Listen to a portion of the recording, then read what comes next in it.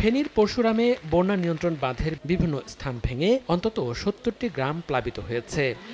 টানা বৃষ্টিতে অস্বাভাবিকভাবে বেড়েছে মুহুরী নদীর পানি। এরই মধ্যে পানিবন্দী হয়ে পড়েছেন লক্ষাধিক মানুষ। তলিয়ে গেছে পরশুরাম ও ফুলগাজী উপজেলার অধিকাংশ রাস্তাঘাট। পানিবন্দী হয়ে মানবেতর জীবনযাপন করছেন বানভাসী মানুষ। এ নিয়ে চলতি বর্ষা মৌসুমে ১.৫ মাসের ব্যবধানে তৃতীয় দফায় বন্যার কবলে নদী তীরবর্তী বাসিন্দারা। দ্রুত গতিতে ছুটছে পানি। অতিবর্ষণ ও উজান থেকে নেমে আসা পাহাড়ি ঢলে মৌলভীবাজারের কুলাউড়া উপজেলার পাহাড়ি গোগালীছড়া গাজীপুর দাখিল মাদ্রাসা এলাকার একটি সড়ক ভেঙে লোকালয়ে পানি ঢুকছে। এতে অন্তত ৪টি গ্রাম প্লাবিত হয়েছে। সাগরের লঘুচাপের কারণে উপকূলীয় জেলা পটুয়াখালীতেও ব্যাপক বৃষ্টিপাত হয়। পৌর শহরের জুবিলি স্কুল রোড, মহিলা কলেজ রোড, পুরাতন হাসপাতাল রোড ও মুন্সেফ পাড়া সহ শহরের অধিকাংশ সড়ক পানিতে নিমজ্জিত হয়।